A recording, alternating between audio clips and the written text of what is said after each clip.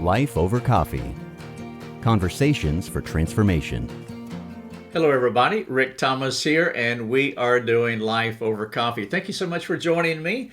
Please go over to our coffee shop, lifeovercoffee.com. We have thousands upon thousands of free resources that will help you personally and also in your relationships. Did you know that you have two possible responses to the problems that are in your life? Here they are. We can either be problem-centered or we can be God-centered, and that is it. The first reaction to our problems, well, it's going to lead to anxious complaining and fear-motivated comments. And I have been there and I have done that many times. The second response is the path to peace, being God-centered when trouble comes into our lives. Now, it's hard to tell how mature we are until the suffering comes, unfortunately. And so it's wise to pay close attention to our thoughts and the words that come out of our mouths when the difficult times arrive, because those will be the indications that will reveal to us where we really are with other people and also with God. Perhaps the suffering will necessitate the Lord to take action, like whittling us down to a proper size so that He can build us back up into vessels for His use. It could be that the problems that come into our lives reveal that there are some things that necessitate for the great whittler to begin to take some things, some rough edges off of us. And so I want to talk about that just for a few moments. I have titled this, When God Whittles You Down to Size. Let me begin by sharing a story with you. Shortly after our daughter's first Christmas, this was 2000. Yes, it was 2000. I dragged the tree to our backyard to get rid of it. We had a lovely secluded backyard, making it the perfect place to lay our Christmas tree to rest. Our neighbor was Mr. Campbell. Now, Mr. Campbell was one of the most inventive men that I had ever met. And one of many things that he loved to do is to whittle. And so he had a God-given talent for taking the nothingness of a dying Christmas tree and turning it into something special. And so Mr. Campbell saw what I was doing, and he asked if he could have our tree. Well, it had no value to us, and so I gave it to him. After a while, I had forgotten that he had taken our tree, and the following Christmas, Mr. Campbell knocked on our door, and to my surprise, he was standing there with a beautiful hand-carved walking stick about the size of and shape of a baseball bat. Now, for those of you who are listening to the podcast version of this, I am actually holding up that Tristan's first Christmas tree that Mr. Campbell whittled.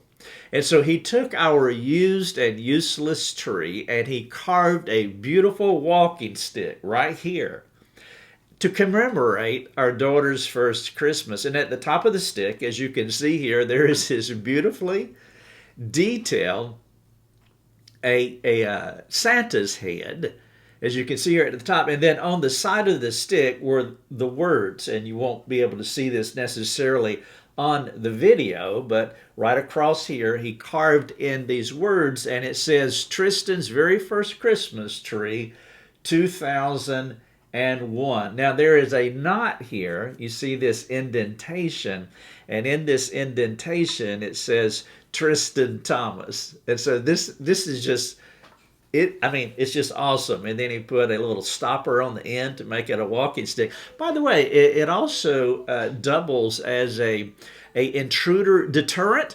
And so we keep this near our door. I've never used it that way before, but it's there. And so if we should have an intruder come into our home, they might have the imprint of Santa on the side of their head. We were humbled and we were surprised by what he did. I asked him about it, and he told me, he said, I went down to the creek and I sat on my bench. Now, our yards were conjoined there, and then right on the property line, he had built a little platform, a little deck over the creek. We had a creek that ran through the backyard.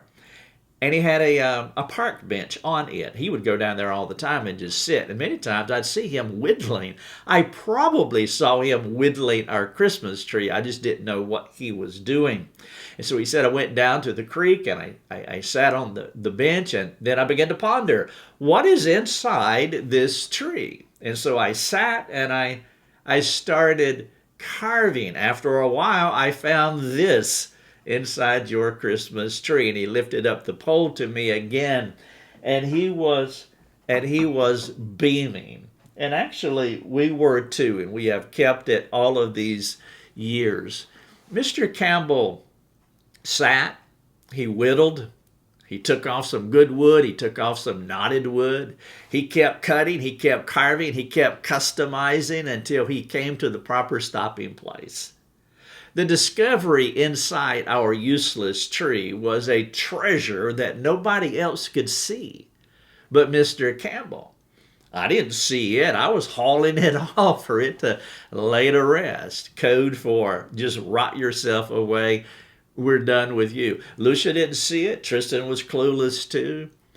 Only the master craftsman had a vision for what it could be. After months of curing the tree in the summer heat and a few days of carving through the fall, a year later, Mr. Campbell unveiled the previously hidden treasure. Only the master whittler knew. The process was long and hard, but the woodcarver persisted, and he had the skill and the patience to make it happen. There are no appropriate analogies for what Job experienced in the final chapter that documents his journey. My tree story is a small attempt to convey a big idea. This closing segment of Job's journey gives us a transparent, humble, and vulnerable picture of a broken man. God stripped down his life to where nothing was left that separated him from his Maker. The losses were many. The complaints were bitter and unending. The advice from friends was insufficient. Job had finally come to the end of himself. He was not attempting to manipulate God through praying any longer, and he had already placed his hand on his mouth. He was not living in a self-caused self-deception. He said it this way, I had heard of you by the hearing of the ear, but now my eye sees you. Therefore I despise myself, and I repent in dust and ashes. His family was gone, his land was gone, his cattle was gone, his complaining was gone, his self-righteousness was gone. He had no more questions. Those left him too. Job stopped talking, and God transformed his heart. Job met God. He was stripped, he was naked, he was prostrate, and whittled down to size, as though he had returned to the dust from whence he came, waiting for God to put him back together again. Job had ears to hear and eyes to see what the Lord had in mind. The woodcarver had an idea. The woodcarver had a subject. Job was rough around the edges. Few people experience this kind of handiwork from God. Job was one of the lucky ones. Though getting to this place of true confession and humble rebuilding was devastating, the Father carried Job through a terrifying and complicated time. He brought him to a place in their relationship that words could not describe. Sometimes verbalness can complicate things. It was time for Job to be quiet and to experience the terrifying greatness of God. David said it this way in Psalm 51 after he came to the end of himself in another kind of way, as he was now in a penitent posture after his adultery with Bathsheba. He says, God, for you will not delight in sacrifices. You remember Job was sacrificing in chapter 1. Or else I would give it. You will not be pleased with a burnt offering, as Job was doing again. The sacrifices of God are a broken spirit, a broken and contrite heart. O God, you will not despise. It was Job and God alone. The Lord had his man where he wanted him, and Job was content to be there, empty-handed, broken-hearted, and ready to learn. We can become so distracted with the cares of this life that we drift from the shores of God's love, his faithfulness, his protective care.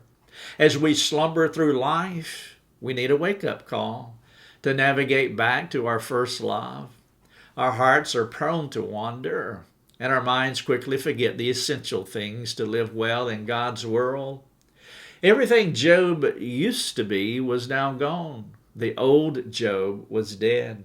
He was dead to himself. He was dead to his dreams, his needs, his desires, his hopes, his expectations. They were all demolished, and they were flattened and removed by God. Job was like Paul. You remember what Paul said in Philippians? He said, I have learned in whatever situation to be content. I know how to be brought low like Job, and I know how to abound like Job. In any and every circumstance, I have learned the secret of facing plenty and hunger and abundance and need. I can do all things through him who strengthens me. Job could very well say those things. He began his journey with many personal blessings. In time, God ripped all of those good things away from him. There's no other way to say it, though it does cut against the grain of our spoiled and privileged lives. Job sinned in response to what was happening to him. Been there, done that. He was understandably dazed and confused. Even with the more profound needs of his soul not being met, way back then in chapter 1, in his unwittingly deceived spiritual stupor, sacrificing to his son or to God in regard to his sons. His dismay and crying did not alter God's plans for him. The woodcarver knew what needed to happen. And through it all, the Lord persevered with his devastated servant. Job could not perceive the things that were wrong with him. Only the Lord had the depth of vision to see what was wrong with his servant and what only he could change. The woodcarver would not release the bruised reed until he had completed the task. Job and I are similar in that way. I have gone through seasons of self-deception too. Sometimes it is a deceit from ignorance, as a newborn baby is unfamiliar with meat. Other times we can be more premeditative, knowing exactly what we're doing wrong, but lacking the courage or the humility to change. In either case, we're not seeing what we need to see. We need someone outside of ourselves looking into our lives who loves us enough to do whatever it takes to change. The Lord is such a person. Of course, my problem is not only my self-deception. If I were honest, I would admit I do not want to be entirely known for who I am. Even under the light of God's omniscience, I tend to hide. Mercifully, the Lord does not recoil with this knowledge of me or punitively use it against me. The Lord is intentional and meticulous regarding the soul-shaping exercise of discipleship. The irony is that we cannot fool the one who sees in the dark. And this worldview compels God to strip me down from time to time. He wants me to see what he sees. He wants me to know what he knows. As Job said, I've heard of thee by the hearing of the ear, but now my eye sees you.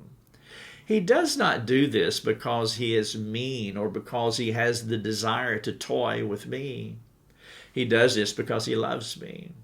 Have you ever been stripped down by God? Many of you have, and you know exactly what I am talking about. Natasha just commented on a similar video as this as I'm working through the book of Job, and she said that this has given me great encouragement as I hear your story because I have been going through a 2-year ordeal myself.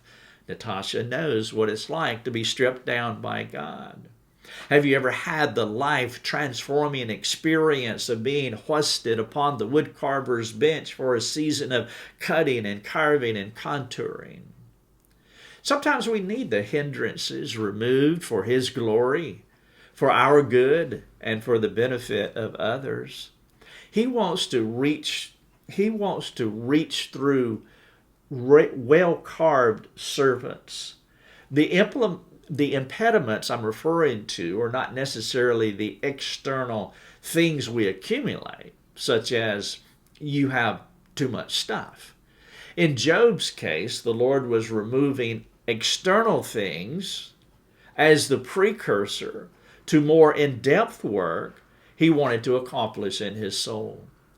Imagine if the only thing the Lord did was allow the devil to destroy Job's family and possessions.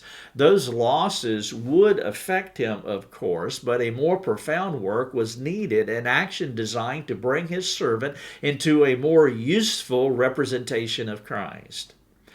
Typically, it's the things in our external lives that we value that God rattles or removes. So our inner lives begin to open us to a more meticulous soul surgery. When the master woodcarver begins to carve on us, he reveals the natural person, the hidden man of the heart. Our reaction is disorientation and confusion, sometimes anger, only affirming those covert and sinful elements that are resident in our idol factories. These expected but adverse reactions to the Lord's work highlight that he was correct. We need redemptive solutions that transform us from the inside out. The Lord has to push us past the tipping point to reveal who we are. If we only operated within our strengths, our powers, our abilities, our gifts, our talents, we would live with an inflated ego, a representation of ourselves, never realizing our vulnerabilities because we're working within our own power, our own abilities. Is the person lifting a 10-pound bar at the gym impressing the fifth graders? What is so sad about him is that when the weightier challenges come, he is ill-equipped to handle them. And so God gives us a divine nudge that pushes us past our self-sufficient limits. The only way for the Lord to expose what we're not as impressive as we might want others to perceive. A famous quote within the Christian community goes like this: sin will take you farther than you want to go. It will keep you longer than you want to stay. And it will cost you more than you want to pay. Now that is true. But I was thinking about that and I wondered, what if we flip this around? Take the coin, flip it over, and apply it to the Lord regarding sovereign suffering that he allows in our lives. Maybe it would sound something like this: the Lord will take you farther than you want to go. The Lord will keep you longer than you want to stay. And the process will cost you more than you could ever pay. From God's perspective, he has no choice but to push us past the tipping point. We're too stuck on ourselves for it to be any other way. This perspective was the message of Paul, as he was trying to explain to the Corinthians why his team felt pushed to the point of death, despairing of life, why God was pushing them past the tipping point, beyond their abilities. He didn't want the Corinthians to be ignorant of the trouble that they were experiencing in Asia, so he set the record straight for them and also for us. He had learned the lesson of Job. The Lord loves me so much that he will go to great lengths to save me from myself. To do that, he has to bring me to a place where I cannot fix my problems, giving me the motivation to lean into a higher power. Paul talked about going past the tipping point this way. Here is what he said to the Corinthians in 2 Corinthians 1. For we do not want you to be ignorant, my brothers, of the affliction that we experienced in Asia. For we were so utterly burdened beyond our strength that we despaired of life itself. Indeed, we felt that we had received the sentence of death. Here's the great conjunction, the divine conjunction, but that was to make us rely not on ourselves, but on the woodcarver who raises the dead. Job said it this way when he finally came to the end. I mentioned this earlier. I had heard of you by the hearing of the ear, but now my eye sees you. Therefore I despise myself, and I repent in dust and ashes. Job intellectually knew about the Lord. He had heard of him by the hearing of the ear. He knew so much about the Lord that he could assume that he would be okay. He was confident the Lord would bring him through the fire. He said this in 23:10. Though he has tried me, I shall come forth as gold. He knew that much. But what he could not perceive was the difference between knowing the Lord and a fuller, unhindered experience with the Lord. Now my eye sees you. Part of this process was the Lord taking Job from the subtle, self-deceived thinking that he was something to a person who realized he was nothing, deserved nothing, and would only find authentic satisfaction with God alone. For Job, the mission was almost accomplished. He had gone from a man who believed he deserved better to a man who loathed himself, as he said earlier. He was beginning to find spiritual wholeness in human emptiness. A good question for you and me. What does it mean to you to find spiritual wholeness in human emptiness? Job was stripped down, naked. The whittler had whittled. God removed everything in his life that made him something. Job fell apart as God exposed his soul for what it was. The Lord permitted him to agonize for a season, remaining quiet during most of the struggle in the crucible, expecting him to see things in this life that he had to change. The temptation for me would be to rescue Job. If you're a parent, you know what I'm saying. It takes sturdy parents and sturdy friends and a sturdy God to love someone with such wisdom, such silence, such courage. Through the agony of the soul, Job was becoming a pliable man in the hands of his careful and loving whittler. In time, he grew to accept and embrace the blessing of nothingness. What does it mean to you? To accept and embrace the blessing of nothingness. Rather than complaining about his suffering, he could see beyond his misery. Now my eye sees you. God had broken him enough to the point that he wanted to rely on the Lord who raises the dead, a new experience that transcended human strength and wisdom. The weakness of God is stronger than men. The foolishness of God is wiser than men. You could say that Job rose above his suffering. He was in the God zone. It is hard for us to see beyond our suffering. We choose to be suffering-centered, which is how I began here. When you're going through problems, you have two options. We can be suffering-centered or God-centered. Job was suffering-centered as evidenced by talking more about his defeats than the Lord's victories. These otherworldly thoughts are worth our reflection. Imagine living in the Lord's strength rather than ours. I mean, it sounds nice. But if you're like me, getting to the place of simplicity on the other side of complexity is terrifying. We tend to either get stuck in the future possibility of suffering or the current realities of suffering. Fortunately, the book of Job gives us a peek into the pain and a pathway through it. What we learned about Job in the first chapter was correct. He loved God. Job loved God when he had plenty and learned to love God when he had nothing, which is the hard part for most of us. I am glad God let us follow the story arc so we can see how Job loves him when Everything that was of value to him was gone. However, it's more crucial to recognize that God loved Job and would not let go of his servant. That's the big lesson here. That whatever the Lord takes us through, and no matter how much we fail, no matter how much we complain, grumble, he will love us. He will never give up on us. This kind of love is more comprehensive than most of us realize. This kind of love will motivate the Lord to whittle us down to size until he has removed all the things that hinder us from experiencing him and life and others fully. You may ask, when will this process end? Well, there are two answers. Number one, only the woodcarver knows. As Mr. Campbell sat down on that bench, only he had an idea. He knew when he got there. And so only the woodcarver knows how to form Christ in us. And number two, we will experience rest when these depraved bodies no longer bother us at glorification. And so the better question is, do we want God to complete what he started when he regenerated us?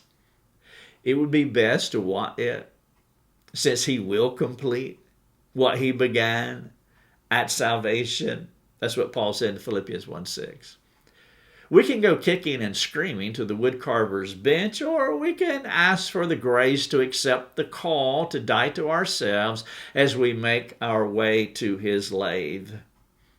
An excellent way to self-assess your cooperation with him through personal suffering is to answer these two questions. Number one, do I respond in faith to my problems? Am I trusting and resting in the woodcarver's work in me? Or number two, do I react in fear? Am I anxious and complaining about what he is whittling into my life?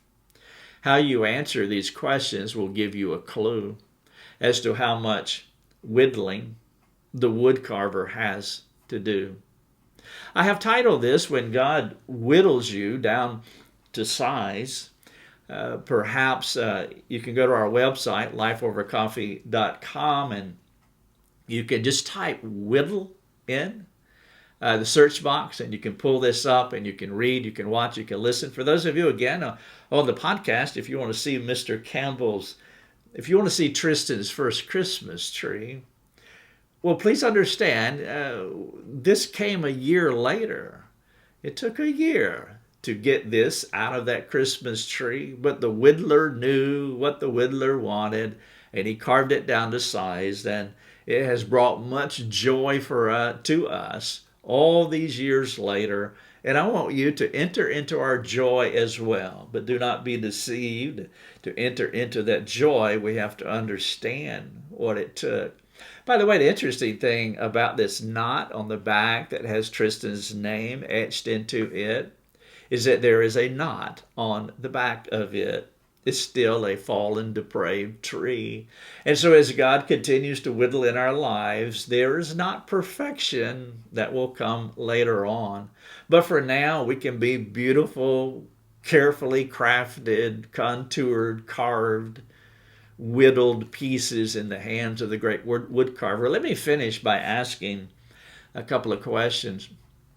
Would you be willing to talk to a friend about the suffering that you have gone through and what you learned from it? What were some of the things the Lord carved out of your life? How did you mature? Number two, do you have more respect for God because he loves you so much that he perseveres with you even when you complain from inside your crucible? Maybe you can think about a child who has more respect for a strong and loving parent than a weak and catering parent. Who wants a weak and catering God? No, we want a sturdy God who is willing to love us appropriately, even sometimes not giving us the desires of our heart. Number three, I asked, what does it mean to you to find spiritual wholeness in human emptiness? Would you take the time to discuss that question with a friend?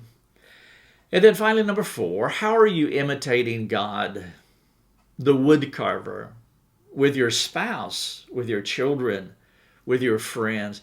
Don't you want to be a friend to others like the Lord befriends you?